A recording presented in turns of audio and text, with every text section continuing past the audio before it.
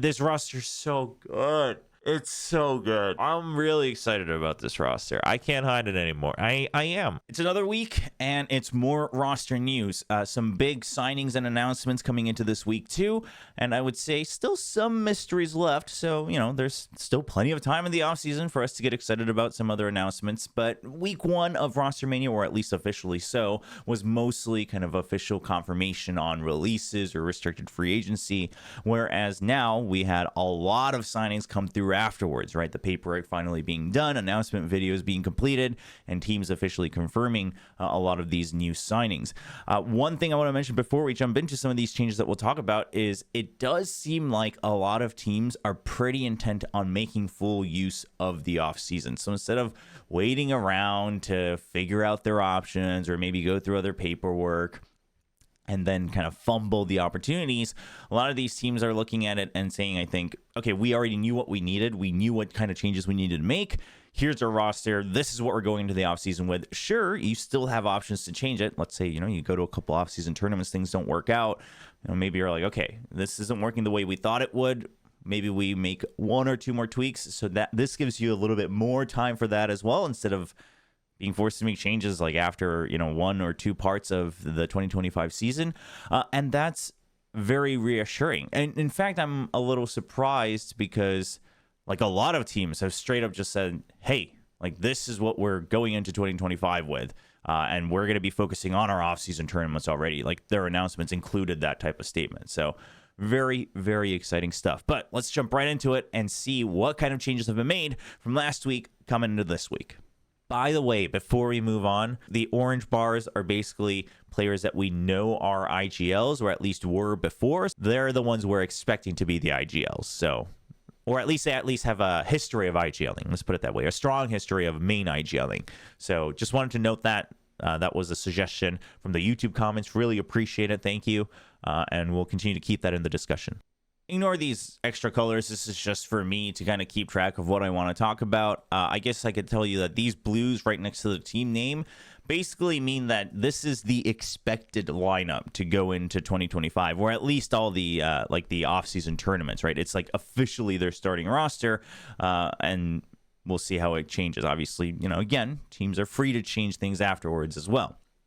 But going down the line, GENG, I mean, it is big news, but it was kind of expected, right? Everyone looked at the circumstances and said, okay, he's probably coming back. Munchkin is back. He says he's back.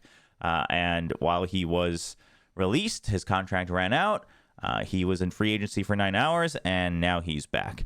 A lot of people have talked about, like, why in the world would they announce that he's released? I've said this last week as well. I think it's good for both the team and the player to officially announce it. Like, if your contract ended and you don't actually have another signed contract, I think it's important for the players especially to kind of argue, hey, like, I want you to announce that I am a free agent. Otherwise, like, I'm going to do it, because you're not really bound by it. But, like, that should be part of the...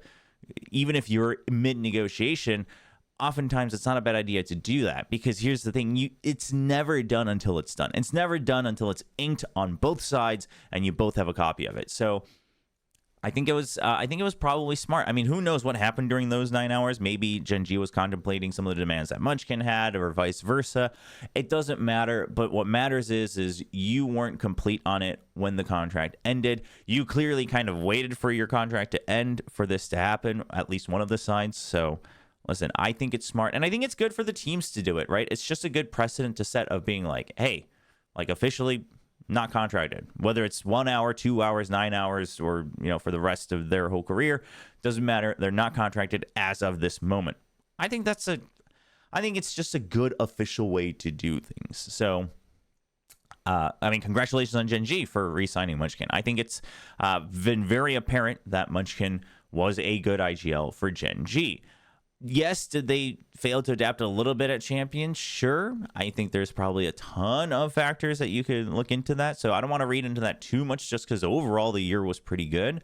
But they came into the year and they were one of the first ones to have a pretty decent read on how to play the 2024 season. It's funny because I was actually tuning into Plat Chat a little bit last night, and I basically fully agree with what Bren was saying. At least before that, the track record for him as a player in IGL was not good. Watch the press conferences at previous events. You'll see him constantly applaud the coaches. They got a very firm read on the kind of risk-taking meta that you needed. I fully agree, right? And to the point where I'd almost be kind of worried if Munchkin left, because I don't know if that same synergy is going to happen. I don't know how much of that he's going to be able to carry over himself to other teams. This means that you still keep a core three, Munchkin, Texture, and Charon. And it's actually such a solid core three because you have a dedicated duelist who has played other roles, but shining duelist has played on the world stage now, so there's really no doubts. He's a pretty selfless duelist, but also he's got that X factor, he's got the clutch factor, he's also a great personality, he brings in a lot of the fandom. Great. You've got Munchkin, IGL that led them to an international trophy. And I would say that, again, he also has a little bit of that clutch factor. He does have a lot of veterancy as well, so that's good. And we've kind of seen this in some of their comms or some of the vlogs where they talk about or interviews where they talk about their other matches where Munchkin is credited a lot for just being like, hey, like, don't worry about it. We're going to win, right? He's one of those guys, right? He was one of the ones that was trying to make Kara uncomfortable a little bit while also making him cry in the very beginning, I guess, when he first joined the team. But it does seem like Munchkin is the one that he carries the whip as an IGL, but he will also lead, so that's good. And then you have Charon, super rookie of 2024, and now he has a lot of experience, like the most experience you could get as a rookie. So what a solid start. And then seeing what Solo and HSK have done, right? Especially, this year with GENG, but while I give Solo a lot of flack for his coaching on D plus Kia, obviously he still has led a lot of new players, whether it's as, a teammate or an IGL or as a coach. So, now him and HSK continuing as well. I think there's a lot of synergy to be expected, whether they picked up more ranked demons, whether they're picking up, some of these other floating around pieces. I think you should be excited no matter what. Like, I think the core of Texture, Munchkin, Charon should automatically kind of make you think, all right, this team's still going to be a top 3 team. Paper X, nothing new, but as I said last week, Alex's contract was still listed as 2024. They officially announced that he has extended his contract further, I believe 2026. So, rest assured, sigh of relief. Great, they're sticking together. We haven't heard any inklings that they are looking to change players. Something did just say on his own social media that he is staying with the team, right? He didn't want to keep his fans in mystery. I don't think that means like he officially extended a new contract because he just recently had an extension this year, if I'm not mistaken. I think he was just kind of letting the fans know like, hey, no, we're not quiet because I'm like shopping around or something. It's just I'm staying with the team. And he's exploring some more roles and agents. So it's all exciting. It's all stuff that you kind of wanted to hear about Paper X. You could continue to argue, do the roles work out? Do the comps work out? But listen, if they're confident that they can change it, and I think, at this point, you have to accept, right? The old ways of interpreting it just wasn't working for you. Yes, the meta could come back in your favor, but you're leaving that up to the wind. And even then, you didn't actually win a trophy. So that's not something you want to rely on per se. So I think you give them faith. It's been very clear that obviously the players are super talented and the coach is very talented. So I think that's fine. I would say the only thing I'm pretty certain that they're going to stick with this 5. I could see a world where they maybe had a 6th, but I don't think so. However, I am thinking that they're probably going to still look for another coach, but I don't think they've put out an open call. So I guess maybe not. I think that's one I would like to see. Let's put it that way, right? I'm willing to still give Paper X another run, especially if in any of these offseason tournaments or the first couple of matches of 2025, they showcase that they are looking to change how they interpret the game. They don't have to win, right? Because it's going to be rocky if you're trying to shift away from a very core part of how you interpret the game, which they've consistently said in interviews that they don't want to do that. But I'm not talking about W Gaming. I'm more talking about W Gaming, but like without the info, which is kind of more of a role and agent pool issue to me than anything. I would like to, as long as they showcase that, I'm willing to give them the benefit of the doubt. However, I would like to see another coach. It's not easy because there's a lot of chemistry there needed as well. But I do think that would help a lot in figuring out, okay, how do we keep this core idea and use it in this meta. DRX officially announcing the signing of Hyunmin and Freeing. Basically, like last week, these were all rumors, and then all of these teams basically announced it after we put up the video. So we're covering that. So I know some of this feels a little bit like older news. It's not like fresh off the press yesterday, but Hyunmin and Freeing have joined DRX officially. Pretty exciting. I hadn't seen much of Hyunmin. There isn't actually much to see from Hyunmin because it's not like he's played any games in the regular season. But he was part of Crest Gaming in Challengers Japan, and they didn't actually make it through to the qualifiers all the way to the actual regular stage of Challengers. So initially I was like, okay, like, I mean, your numbers are pretty cracked, but how good can you really be if you're not able to get through to even the regular stage? Went back and checked at least some of the games that had VODs. Hyunmin seems pretty solid. The biggest thing to me was that, first of all, you're missing Buzz, right, as an entry and a duelist. So, okay, that's a very big gaping hole that you're trying to fix here. So can Hyunmin, do that? Does he look like he has the potential to fill that hole? I would say yes. First of all, his numbers are kind of insane, right? Even when you're losing, like he is top fragging, like he's gapping everybody. Okay, that's promising. But also looking at the actual gameplay, couple things I noticed. He's pretty consistently checking his corners as he's entering, right? When he's on the jet, like he's dashing in, he's checking the close corners. He's not going too far deep. He's making sure that he like stops and covers the entrance for the rest of the team. That's good. He is very consistently getting double kills at the minimum, if not more, which is great, right? I mean, it just lessens so much pressure from the rest of the team. But also he's not, I didn't see too many moments where he's overheating that much. Like, at the very least, it's not consistently happening enough. And I would say actually just not enough at all, where I'm looking at him being like, I don't know, he could just be another rookie who's, he was a big fish in a small pond, and now he's just going to overeat all the time because he thinks he can get away with it. I didn't get that feel. He very much, if anything, it was actually almost a little bit more too lackluster, right? Like, it was very textbook winning. Like, it was very, okay, you're a friggin' solid duelist. You're a solid entry player. But not like the craziest of plays every 4 rounds or something like that. Maybe I haven't checked out enough. Maybe he is even crazier. But my point being, it's almost better to me at the very least that that's not his shining moment, but it's more so that he's a very, very consistent entry player who understands his role as an entry. Great. Because that's part of what Buzz was, but then he had like extra X factor, which hopefully Hyunmin can grow into.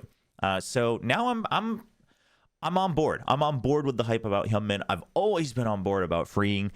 Listen, this guy was carrying D plus Kia this year, just single-handedly as a Sentinel player. And then he was carrying Rare Adam for a lot of it as well. I mean, he's just constantly having a positive KD regardless of how the game goes. He is constantly creating space as a Sentinel. He's a great anchor. He's got some good lurk timings. He's got a good read on the game. But he's just mechanically very, very, very, very consistent. A little different in terms of style mechanically from Flashpack, but a similar feel, but I would say over more games, just because even though it's not at tier 1 level, he has played more games. So very excited about Freeing. The only question now becomes a little bit of the role issue, and obviously who the 5th is going to be. Foxy9 and Bane are still out there looking for a team. So they are restricted free agents. So yeah, there's a world where they stay. But usually, like, if the team's putting someone on a restricted free agency, they're basically saying, hey, you're benched, but hey, you can go look for other teams. So, like, I don't imagine they're coming back to the starting roster. Very curious who the 5th is. Either way, big overlap between Flashback and Freeing. So one of them is going to have to flex. A lot of people are thinking Flashback is going to flex because DRX has already tried that. But in my opinion, I guess my outlook on that is they tried it and it didn't work. Yes, they didn't have much time to dwell on it and grow on it, right? Because you're playing matches every week and you got to get to champs. Like, you didn't have many opportunities. I get that. I get it. But I mean, even the way I saw it, I was like, okay, well, like, Flashback's clearly just better on Sentinel. Just put him on Sentinel. And they did. And that felt good. Now, we haven't seen Freeing play much of other things. I think a couple Clove games and obviously Viper, because she's basically a Sentinel. But just the way he is able to find these timings on his own, he seems a bit more self-confident in his decision making. So I wonder if he would be able to maybe flex around. I think also the difference in mechanical style is that Flashback is much more about like, yo, I can like duel. Like I'm so good at dueling, right? His jiggling is really, really solid, and that's a big part of what makes him so good and crisp.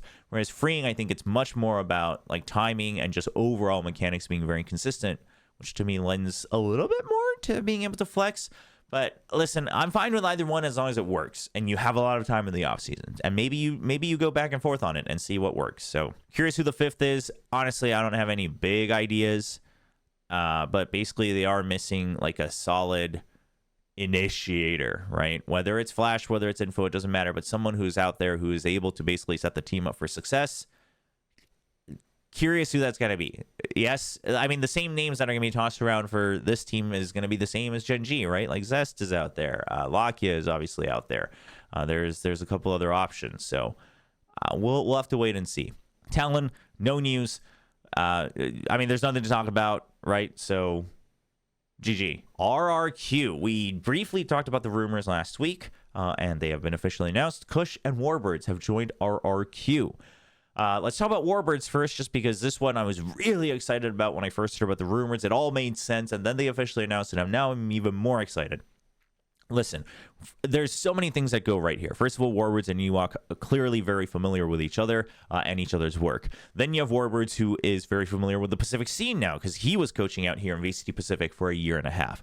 And then you have Warbirds, who is really, really known for his anteing, right? He led a team that was basically built on anteing. So that's great. Combine that with Ewok, because it's not so much that I necessarily think Ewok's anteing is bad or, whatever, but I basically also think that Ewok didn't really have much time to go deep into the anteing, right? He was a solo coach for the most part. Yes, you had an analyst, but you were the one who was kind of building up everything in terms of the gameplay, etc., maybe even looking after the players and things like that. So at the end of the day, you needed someone to divvy up the roles. And if you have someone that is pretty specialized and has a good track record already of their specialty, again, anteing, and basically counter-stratting, that's great. And I think one of the big things about Warbirds and how he led Team Xccurate in the past was a double-edged sword, was that they were able to take the comps they had, and basically they were able to get the reads on the opponents and their choices and movements, and that's how they would ante. It's not so much like, oh, we're going to ante them by changing up our entire comp. So this is great, because especially towards the end of 2024, I think Ewok showcased that he's very willing to kind of reinterpret the meta and find his own pulse on the meta, come up with his own comps, be a little bit more flexible with what the players are capable of. So you don't need someone who's reinventing the comps every single time. But if you have someone where you can say, hey, this is our comp, we got to play against like these teams in the next who are probably playing this map, give me what you got, and he can come up with a strat book and timings on how to adapt to your comp and your tools and your plays already into the opponent's timings and styles. That sounds fantastic. I mean, also, again, both of these coaches just have a pretty good track record within Pacific, and now they're combined. So hopefully it creates better synergy. Hopefully this is a case of where the parts were already good and the sum of the parts are even better.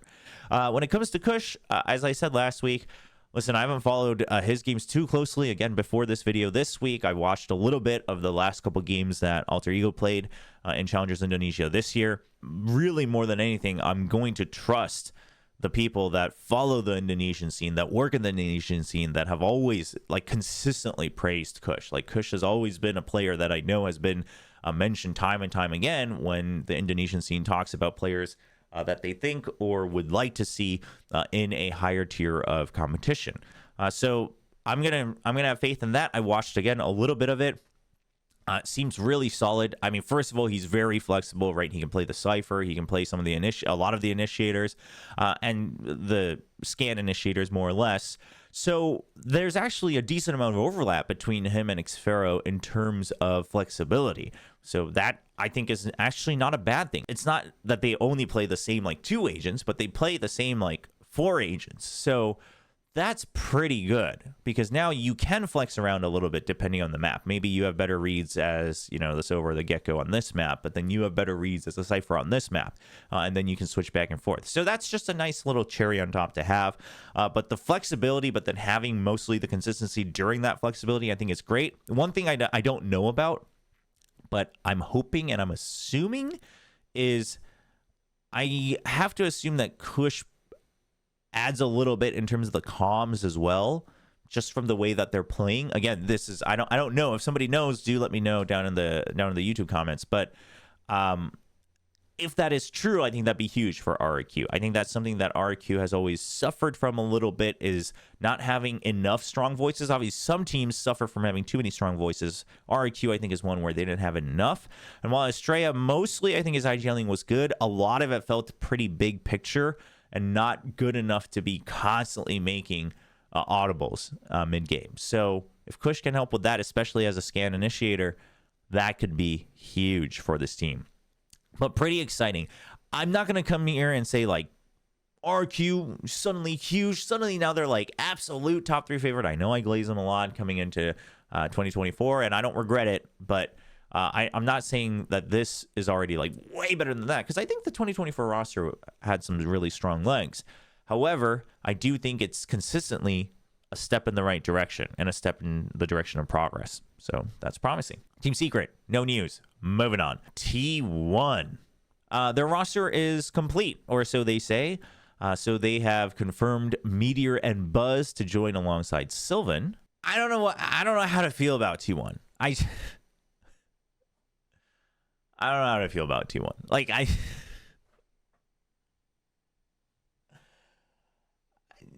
Buzz and Meteor are really going to make me get so hyped about T1 again. The power that these two players have over me. I can't believe it. I can't believe I'm going to say it. But I agree with the crowd. I think T1 is at least a contender for favorites. I'm hesitating to say favorites just because first of all, as much as I think everyone should give Sylvan a chance, I think it's just that. I think we should all give Sylvan a chance to reprove himself. I think he proved himself very well in Challenges Korea before VCT Pacific. Afterwards, it's been middling at best. So, whether it's in Korea or in China. So, but remembering how he used to play and why we used to praise him in Challengers Korea, I think he should be given the benefit of the doubt. But that's where I stand for Sylvan, which is why I'm a little bit hesitant.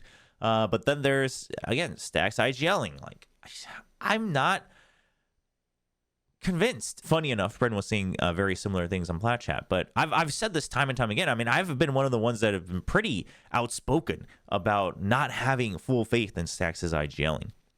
It's not necessarily that his IGLing is bad, but his IGLing isn't good enough to cover the difference. To me, it's not good enough to cover the difference that he has in his own fragging when he's IGLing versus not. And I've seen some people be like, well, is Stacks really that strong anymore as a non-IGL? Like, how many games have you seen with him not IGLing? I mean, not that many, but at least not in recent days.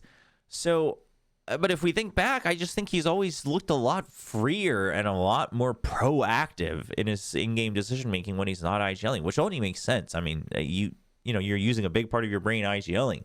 But I think now it's going to come down to, not only do you need really solid IGLs because we're getting more and more of them, right? They're starting to really develop. But on top of that, you got to think about the balance of, okay, if your IGL is fine, that's fine. But if they frag like way better as a non-IGL, then is this really the best IGL for you? I'm not so sure. Again, I've said this before. It was funny because I literally only watched a little bit of the Pacific/Korea segment on Plat Chat last night, and Bren was basically saying the exact same thing that I've said before. I was talking about this last week. Maybe similar to Munchkin, Stacks just needed new chemistry with the coaching staff. It could be.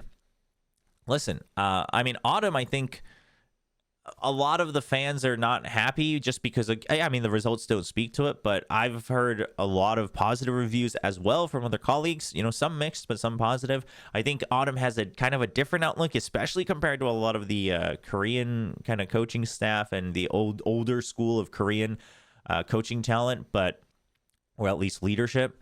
But I don't think that's necessarily a bad thing. I think it could be a good thing. One other thing that's just kind of fun is Autumn and Buzz reunited from the old C9 Korea days. So curious to see kind of what kind of chemistry we see there, because C9 Korea was a very, very promising team if you go and look back at the old roster. But overall, this is an exciting team. I mean, just straight up, just Buzz Meteor combined is like really exciting.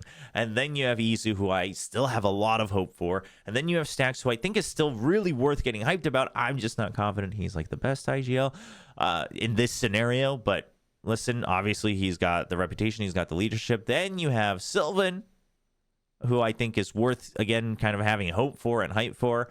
And then Carpe, presumably being the 6th, still hasn't updated officially his contract, but still officially being the 6th. They did announce that their roster going into 2025 was going to be the 6-man roster after they announced Buzz. So I assume Carpe will be there as a 6th man.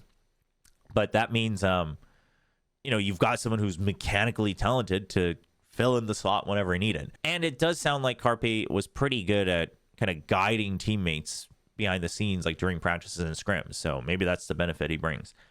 Either way, like, this is exciting. I'm hesitating because I've been burned by T1 just like everybody else, like every other T1 fan in Valorant has. So I'm a little hesitant, but also you can't not get excited for this team. Look at this roster. It's exciting. I will say, what's going on with Xccurate? Because they basically said, like, here's our roster. Xccurate's not even in that poster as like a sub, but he is still contracted, and there's no announcement about like restricted free agency. I don't know what he would be doing on this team.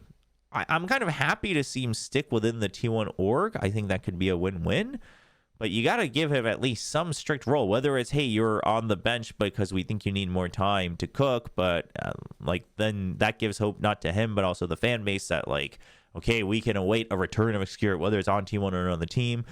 Maybe it's a shift to content creation. Like, I don't know. I'm happy for T1 that they're focusing so much on the new players and, really showing dedication to the full Korean squad for the Korean fan base and all of that. Like, that's all great and exciting, but it does feel kind of bad. But I mean, who knows? Maybe Xccurate just didn't want any hullabaloo around him. I don't know. But as someone who was very excited about Xccurate joining Valorant and would love to see him stick around just to see how far he can go, it is a little weird that we don't have anything about him. But otherwise, very exciting roster. Listen, I'm probably going to glaze them all offseason unless their offseason tournaments look terrible. They're already listed for some offseason tournaments. Buzz said, because he was the last one announced in his announcement video, that they're, they don't have much time, but it starts with Red Bull Homegrounds qualifiers, and they're pretty committed to doing their best. So I'm very excited to see what they can cook. But I mean, listen, like Buzz and Meteor, just those two already, it's so big. It's so big. This roster's so good. It's so good. I'm really excited about this roster. I can't hide it anymore. I am. Listen, who cares if I've been burned before? I could get burned again, but, third time's a charm. Not going to get burned this time. Just have faith, right? Hopium, copium, faith, whatever it is. Zeta, no new news. Uran and Huron, I assume, are still restricted for agency, but no other news. GE, technically no real news. There's like all sorts of rumors. There's the rumors of, or like the leaks or rumors or reports or whatever we want to call them. I don't even know which one it is for GE because they're kind of all floating around. But there's like the one with Saya Player and Foxy9, which I think is interesting. Listen, Saya's another one of those players who's great, but very, very, very, very specific in what they are great at, namely opping.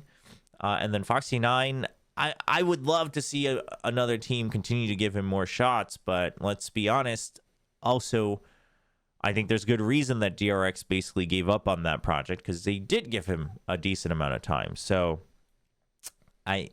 we'll see. But it's just that, like, I think G is one of those teams that they really need to make something work. Like, whether it's, whether it was going to be an all South Asian squad, whether it was going to be a fully international squad that contends for, at the very least, like Pacific Trophy. I think just like making it into playoffs isn't going to be convincing enough for the fan base. I'm not saying that that's bad and shouldn't be, accepted.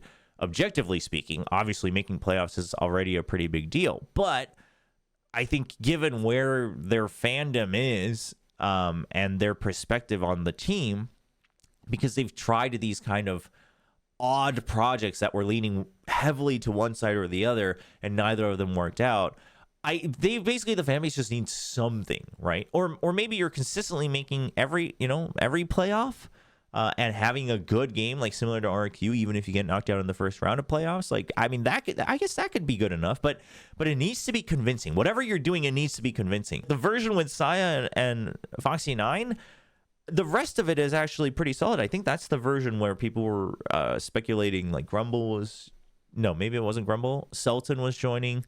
And things like that. I was very excited about Sultan and Ascension Pacific, so that's great. But it's just like Cyan and Foxy Night. I don't know if, especially with the types of upgrades and new combinations that we're seeing in the rest of Pacific, I don't know if Cyan Foxy 9 are the names that are going to get me excited about this team doing damage. It's not even about contending for the trophy, but now to get into a safe and kind of reliable playoff spot, you got to be contending with a Talon who's been looking better and better, and hopefully Primi looks even better. An RQ who has consistently been that team that's like just making playoffs, or clearly good enough but not able to make playoffs, things like that, and they're getting upgrades. T1 looks even better now. We'll wait and see. Listen, just because there's like so many options out there, I don't want to speculate on it too much. But I will just say, whether it's fair or not, I do think they basically need something convincing to give to the fans. I do think so. It's unfortunate, but hopefully they can. Hopefully they can. Out of kind of left field, DFM just like straight up announced their entire roster. It was kind of out of left field, just because like some of these were names that were reported on for DFM. But also they were just like, bam, here's all of them. And we're like, oh, like DFM's roster is done. Like they're now going to prep for 2025, which is, I don't know, like they're one of the earlier teams. It just feels a little weird to talk about that. But here it is. It's Akame, Jinbung, Art, and Gen joining. So, and their announcement, I think, included like the coaching staff confirming that Melaphobia and Northern Lights are staying.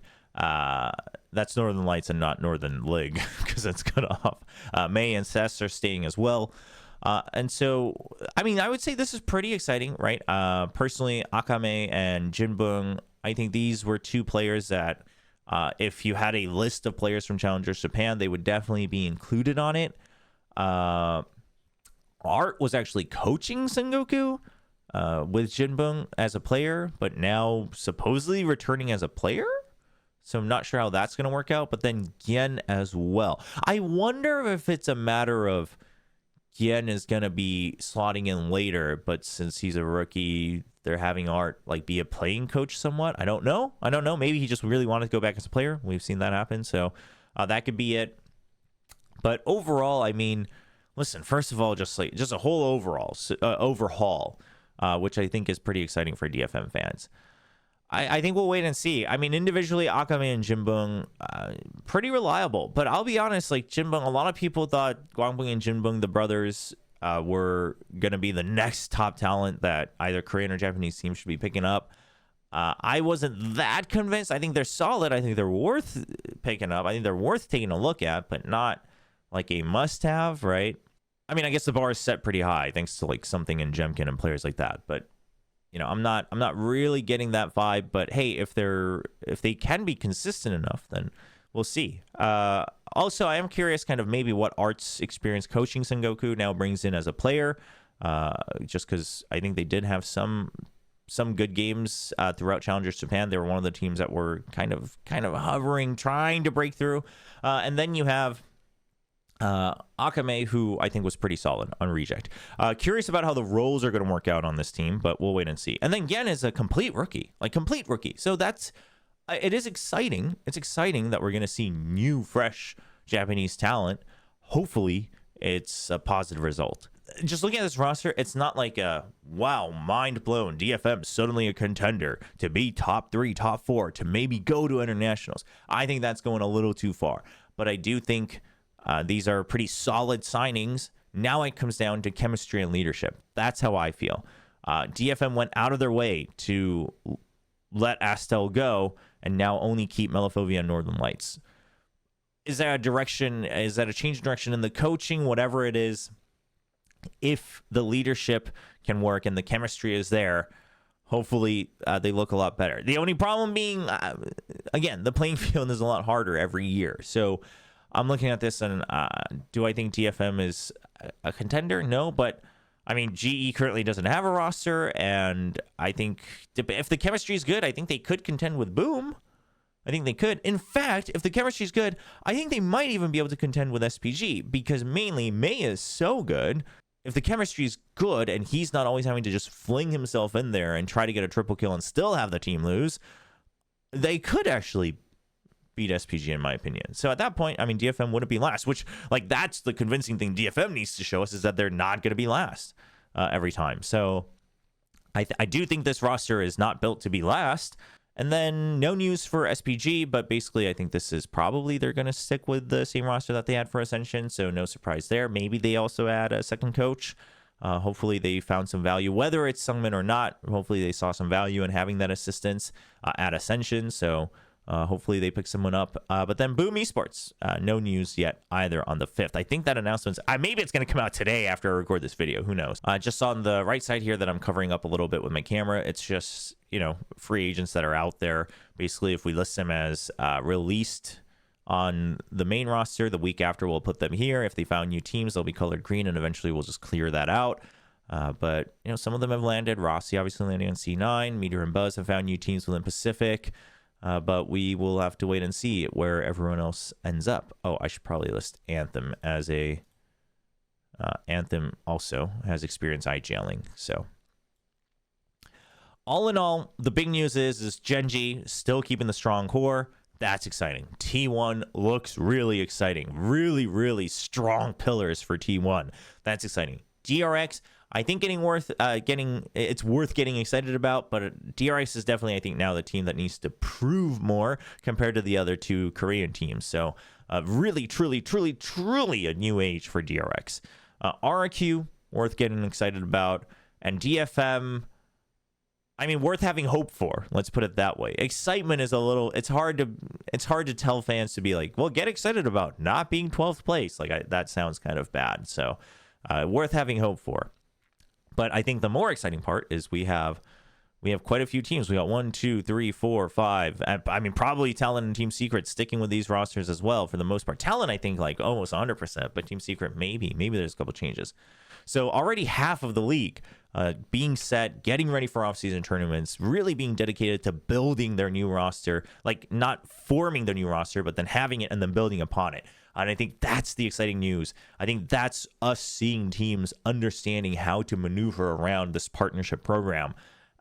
And that's very exciting. This makes me more excited for off-season tournaments as well, because it's like, okay, we know that they're committed to this and they're trying to make this work. So now we're actually getting a preview of what they might look like in 2025.